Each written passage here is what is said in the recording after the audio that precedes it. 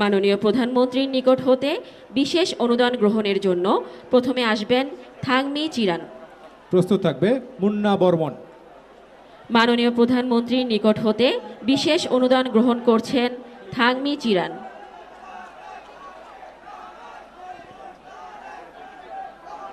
বিশেষ অনুদান গ্রহণ করছেন মুন্না বর্মন।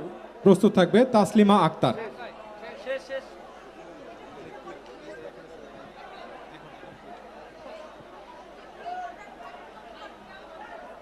মাননীয় প্রধানমন্ত্রীর নিকট হতে বিশেষ অনুদান গ্রহণ করছেন তাসলিমা আক্তার।